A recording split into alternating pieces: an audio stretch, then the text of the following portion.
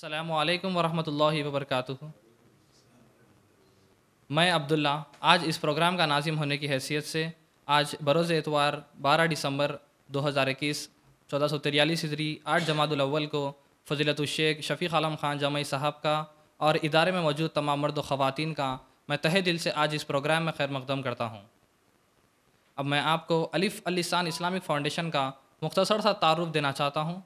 الف اللسان Islamic foundation ایک دینی ادارہ ہے جس میں دینی بیانات، اصلاحی بیانات، دعوی ورکشاپ، جمعہ خطبہ، اسلامک کونسلنگ اور free Quran to non Muslims ہے۔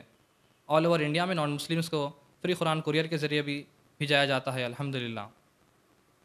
الف ٹرسٹ کے تحت ہر منگل ریشن ڈسٹریبیوشن، ہر جمعہ food distribution, old age home میں lunch arrangement, government children hospitals میں فروٹس ڈسٹریبیوشن اور عمر دراز علماء کے لیے اور عالمیت کے طلبہ علم کے لیے ہر ماہانہ اسٹائفنس مہیا کیا جاتا ہے۔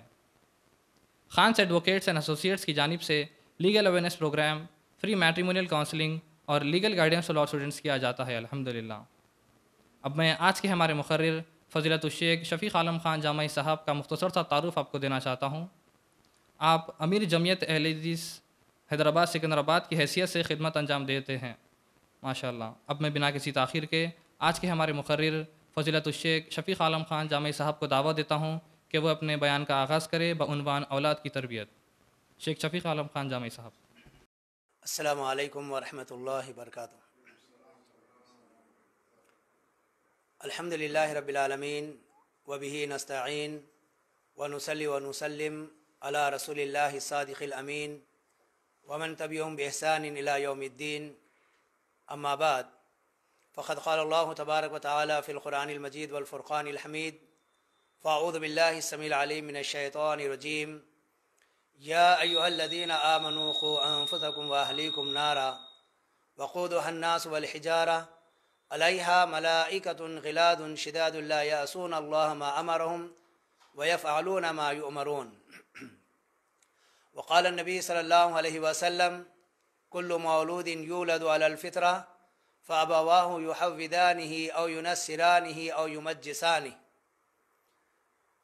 معزز و محترم حاضرین، یہ اللہ تبارک و تعالیٰ کا بہت بڑا فضل و احسان ہے کہ اس ذات باری تعالیٰ نے ہم تمام کو اسلام جیسی عظیم نعمت سے نوازا، ہماری ہدایت اور رہنمائی کا سامان اکٹھا کیا اور ہمیں ہر قسم کی ضلالت اور بے دینی سے محفوظ فرمایا۔ ہماری رہنمائی کے لیے نبی آخر الزماں جناب محمد رسول اللہ صلی اللہ علیہ وسلم کو مبعوث فرمایا۔ میں آج آپ کے سامنے تربیت اولاد سے متعلق کچھ باتیں رکھوں گا۔ اللہ کی ذات سے امید ہے کہ اللہ تعالی ہم تمام کو اس پر عمل کرنے کی توفیق عطا فرمائے۔ میں نے آپ کے سامنے قرآن کریم کی جو آیت تلاوت کی ہے، اس میں اللہ تبارک و تعالیٰ کا فرمان ہے کہ اے ایمان والو، تم اپنے آپ کو اور اپنے گھر والوں کو جہنم کی آگ سے بچاؤ۔ اس جہنم کی آگ کا ایندھن انسان اور پتھر ہیں، اور اس جہنم کے اوپر اللہ تبارک و تعالیٰ سخت مزاج فرشتوں کو مقرر کیا ہے، اور وہ فرشتے وہی کام انجام دیتے ہیں جس کا اللہ تبارک و تعالیٰ حکم دیتا ہے، اور وہ اللہ کی نافرمانی کرنے والے نہیں ہوتے۔ پھر نبی صلی اللہ علیہ وسلم کی حدیث کہ ہر پیدا ہونے والا بچہ اسلامی فطرت پر پیدا ہوتا ہے، اس کے ماں باپ اسے یہودی ہے تو یہودی، نصرانی ہے تو نصرانی، یا مجوسی ہے تو مجوسی بنا دیتے ہیں۔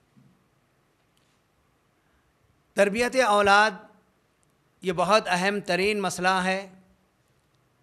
اللہ تبارک و تعالیٰ نے قرآن مجید میں بہت واضح طور پر فرما دیا کہ تم اپنے آپ کو، اپنے گھر والوں کو جہنم کی آگ سے بچاؤ۔ یہاں پر جو خطاب کیا گیا اہل ایمان سے خطاب ہے، اہل ایمان کو یہ بات بتائی جا رہی ہے، تو اس لحاظ سے ہر مومن مرد اور ہر مومن عورت کو اس بات پر خاص توجہ دینی چاہیے، خصوصاً جن کو اللہ تبارک و تعالیٰ نے اولاد کی نعمت دی ہے، ان لوگوں کو اپنے فکر کرتے ہوئے اپنی اولاد کی بھی فکر کرنا چاہیے۔ دیکھیے، یہ اولاد اللہ تبارک و تعالیٰ کی عظیم نعمت ہے، ہر کسی کو یہ نصیب نہیں ہوتی۔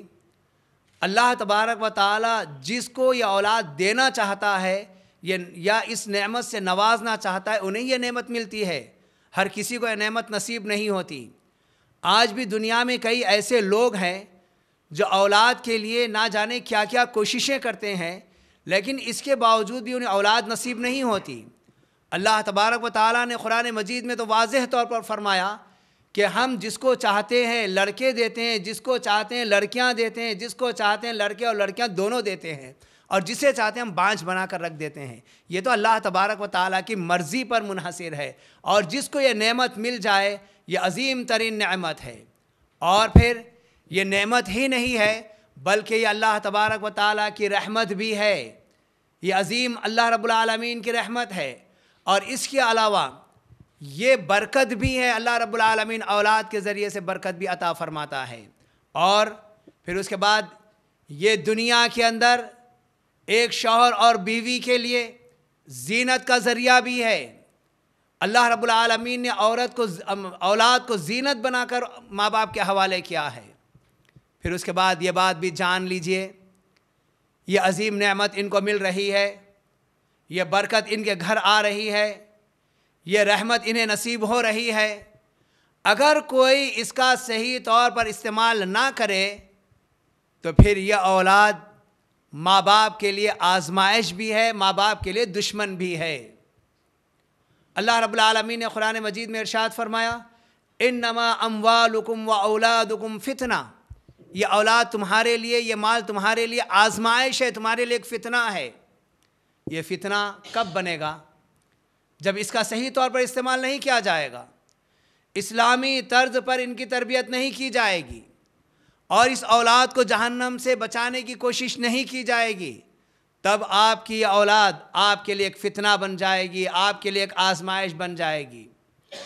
اور اللہ رب العالمین نے اولاد کو دشمن بھی قرار دیا ہے، جیسے اللہ تبارک و تعالیٰ کا فرمان ہے کہ یا ایھا الذین آمنوا ان من ازواجکم و اولادکم عدوا لکم فاحذروہم، کہ اے ایمان والو، یقیناً تمہاری یہ بیویاں اور تمہاری یہ اولاد تمہارے دشمن ہیں، فاحذروہم، تم ان سے بچو۔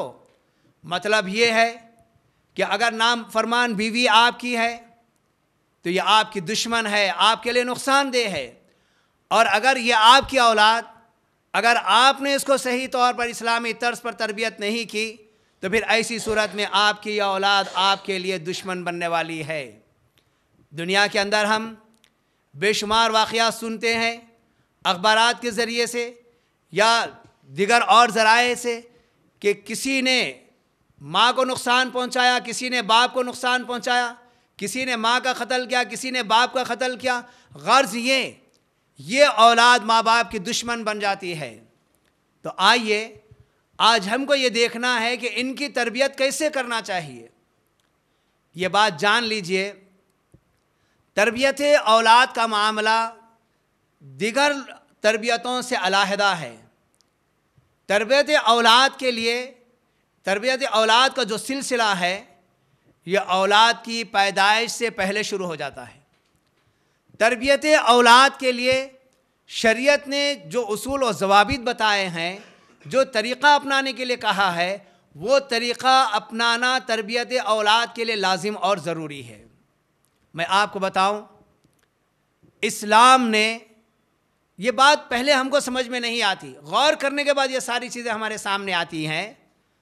سب سے پہلی بات یہ ہے کہ جب رشتہ طے ہو رہا ہے، شریعت نے حکم دیا کہ لڑکا اگر تلاش کرنا ہے تو دیندار لڑکے کو تلاش کرنا۔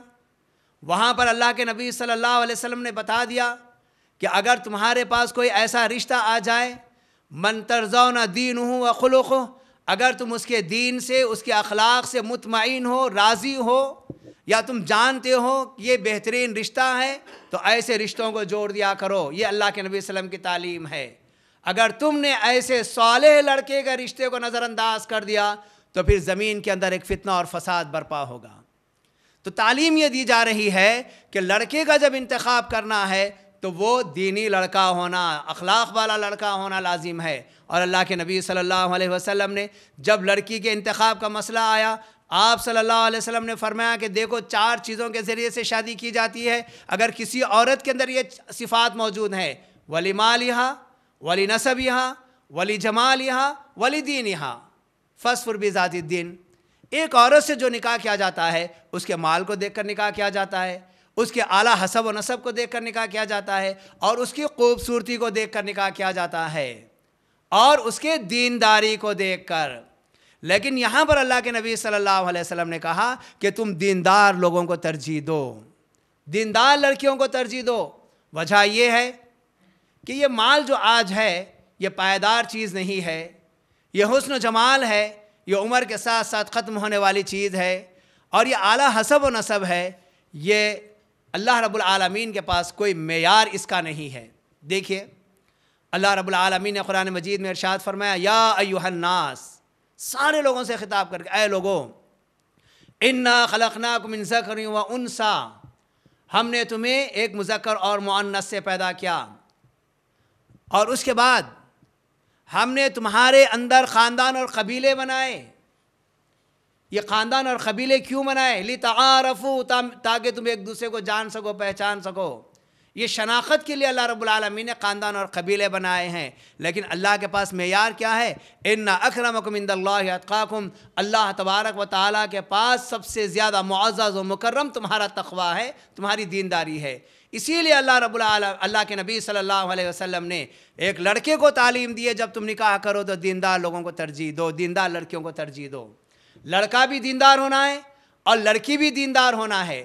جب لڑکا اور لڑکی دونوں دیندار رہیں گے اور دونوں ایک رشتے سے منسلک ہوں گے تو یہ دین جاننے کی بنیاد پر ان کی پیدا ہونے والی اولاد کی اسلامی نہج پر یہ تربیت کریں گے۔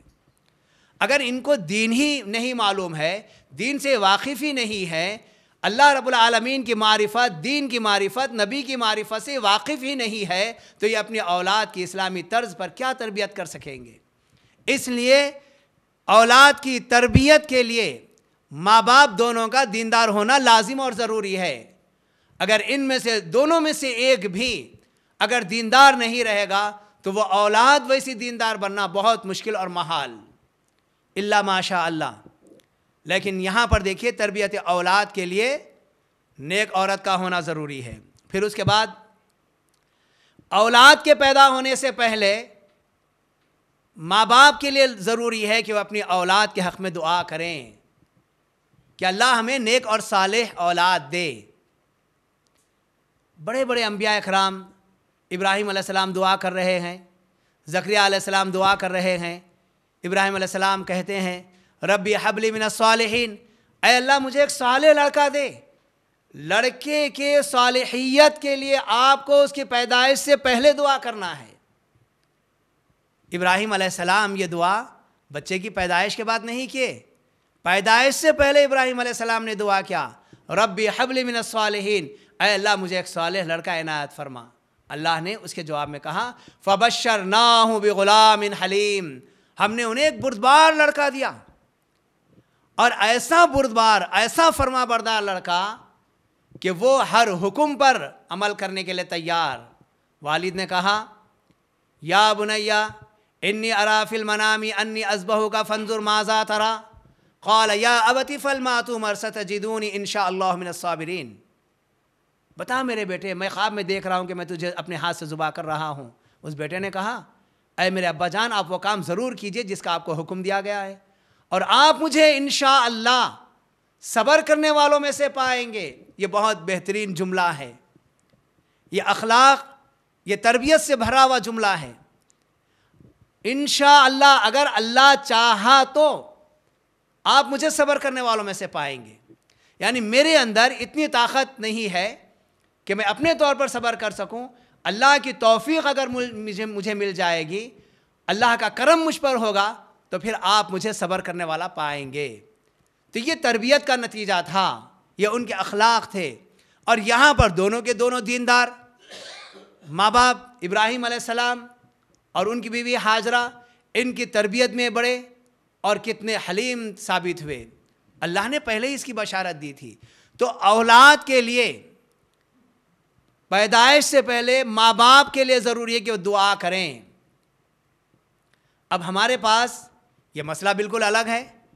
ہم بہت سارے پروگرام اولاد کی پیدائش سے پہلے بنا لیتے ہیں، لیکن اس اولاد کی سلامتی کے لیے اور اس کے بااخلاق اور دیندار ہونے کے لیے ہم کوئی پلان تیار نہیں کرتے، اس کے لیے کوئی دعائیں نہیں کرتے. تو یہ چیز ہے. اور اس کے بعد تربیت اولاد میں جو آپ کو بتا رہا ہوں، ہماری جو تربیت ہے، ہم بچوں کے بڑے ہونے شعور میں آنے کے بعد تربیت کرنا چاہتے ہیں. اسلام جو بتاتا ہے پیدائش سے پہلے سے ہی ان کی تربیت ہونا چاہیے. اور یہ جو چیزیں تربیت کے معاملے میں بنیادی چیزیں ہیں، یہ بیسک چیزیں ہیں. تیسری چیز ہے اللہ تبارک و تعالیٰ آپ کو نعمت کے طور پر، برکت اور رحمت کے طور پر یا دنیاوی زینت کے طور پر جو بھی آپ کو اولاد دے، آپ اس پر خوشی کا اظہار کرنا، یہ بہت ضروری ہے اولاد کے لیے. اب ہمارے پاس ہمارا جو ماحول ہے اس میں ہم غور کر کے دیکھیں.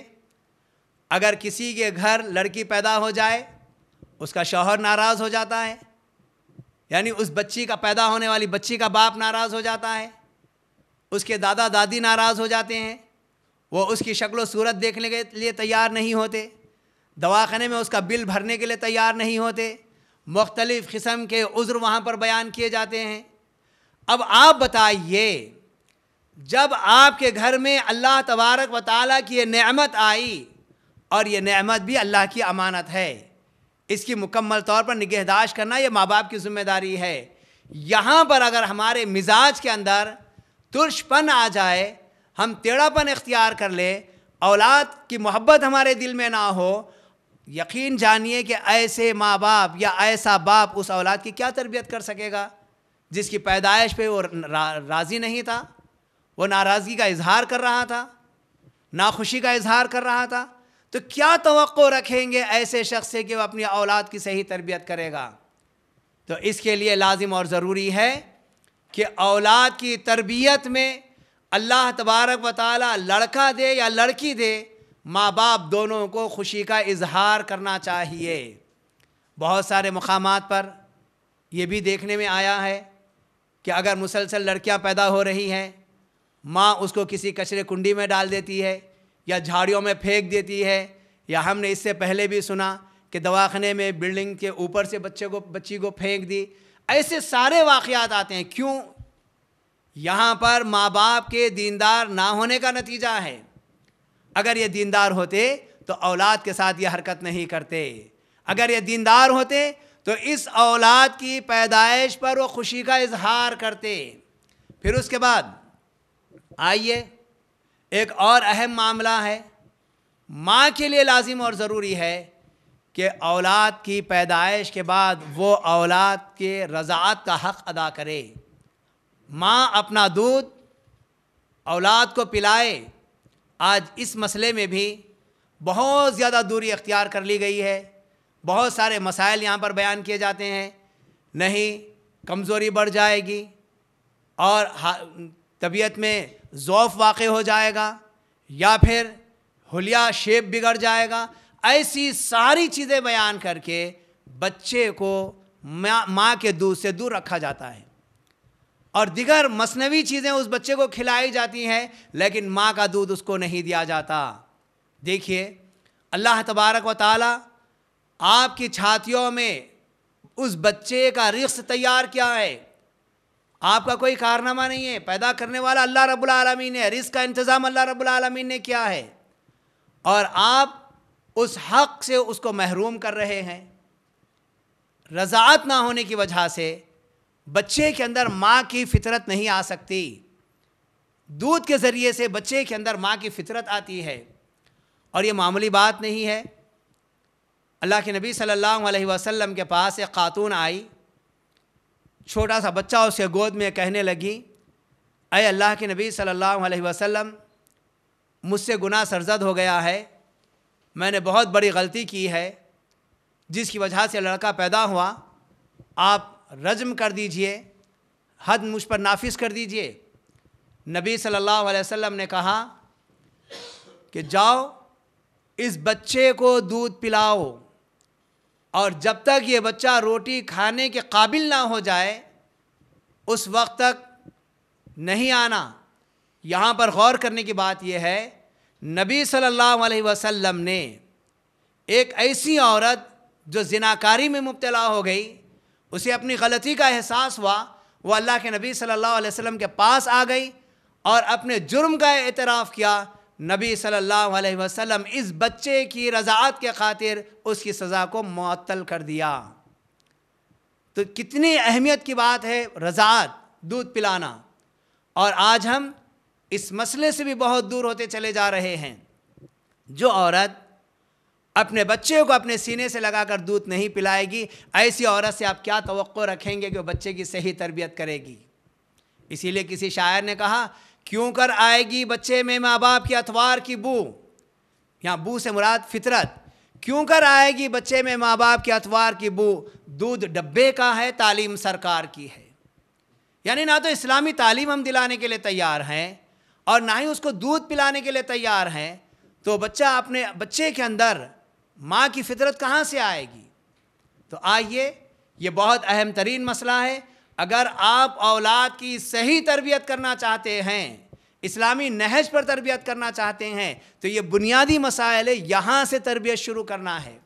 پھر اس کے بعد جب بچہ پیدا ہو جائے تو 7ویں دن بچے کا عقیقہ کرنا، یہ اللہ کے نبی صلی اللہ علیہ وسلم کی سنت ہے۔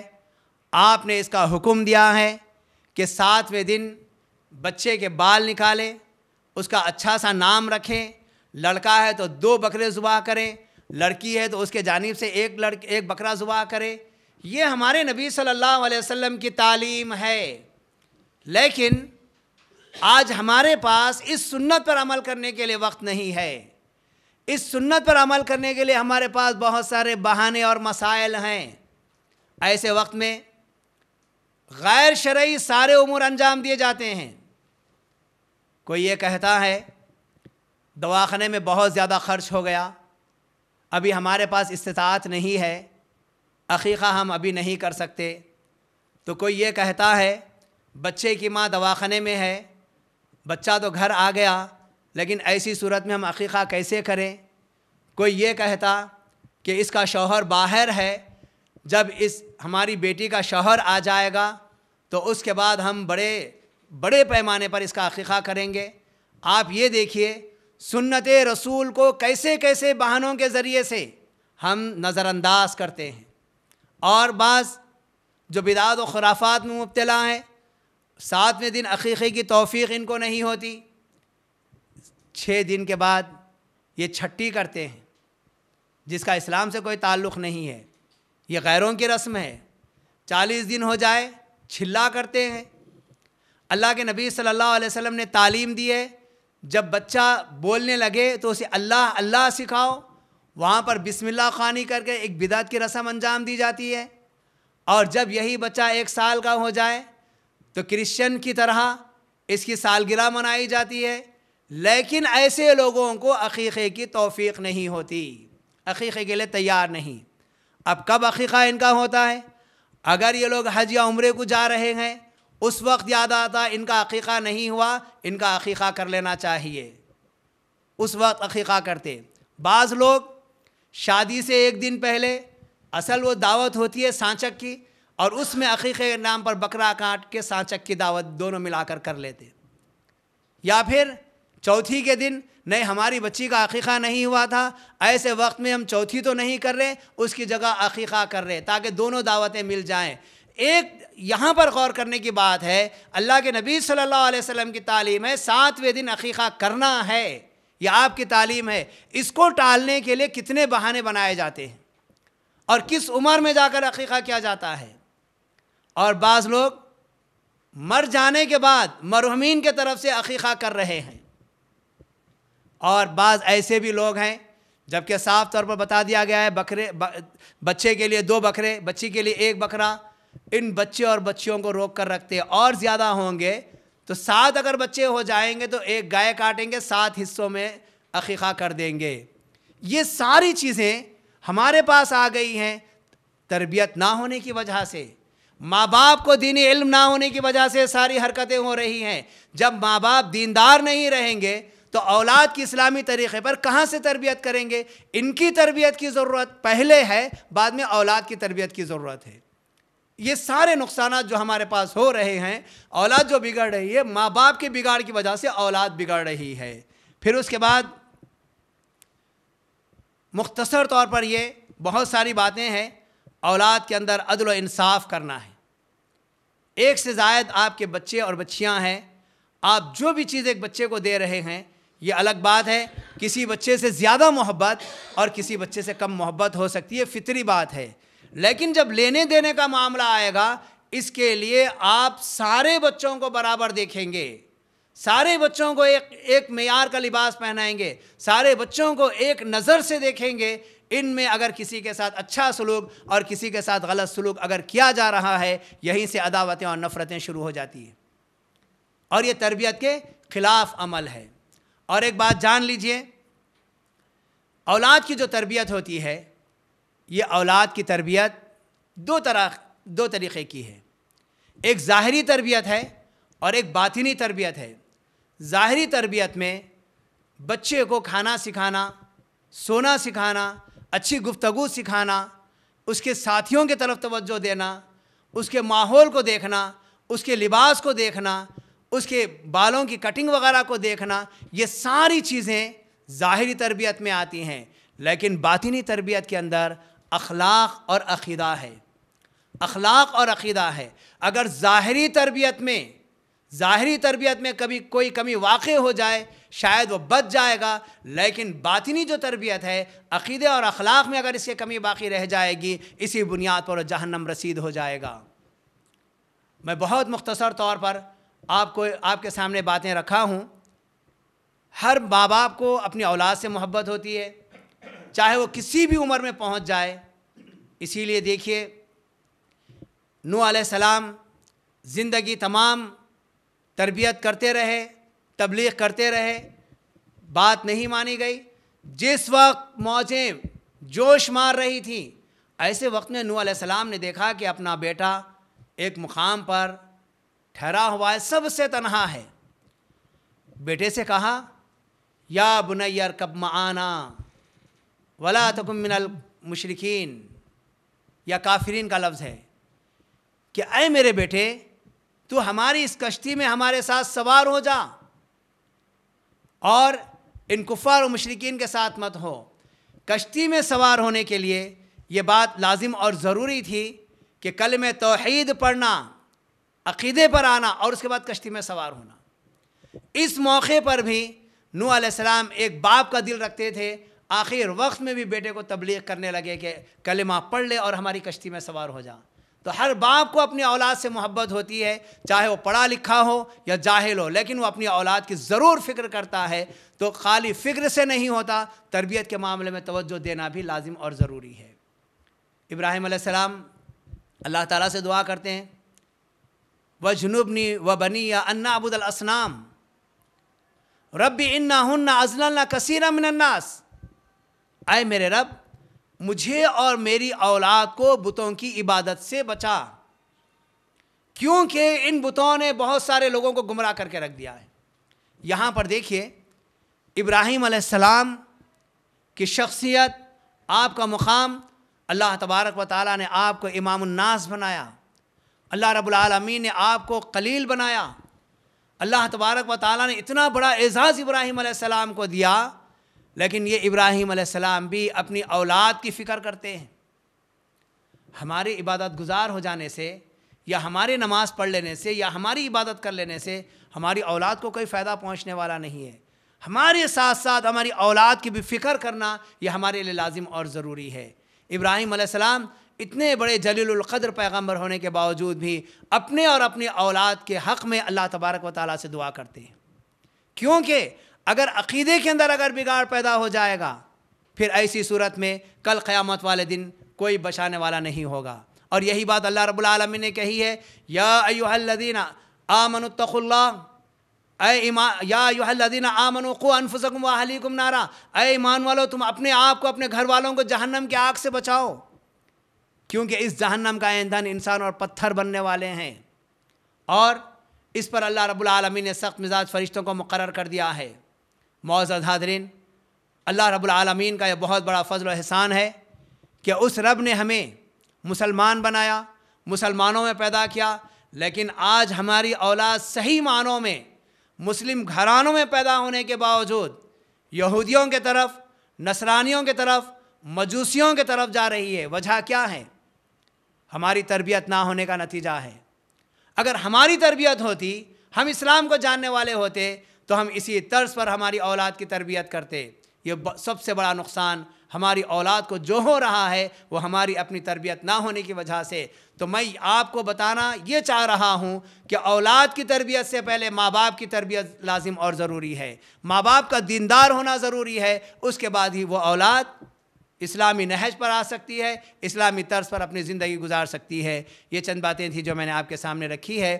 اللہ ذوالجلال والاکرام سے دعا ہے کہ اللہ تعالیٰ مجھے اور آپ تمام کو ان ساری باتوں پر عمل کرنے کی توفیق عطا فرما، اور جو غلطی اور سستی اور کاہلی میں ہم مبتلا ہیں، اے اللہ ان تمام چیزوں سے ہمیں محفوظ فرما۔ وآخر دعوانا الحمد للہ رب العالمین۔ السلام علیکم ورحمۃ اللہ وبرکاتہ۔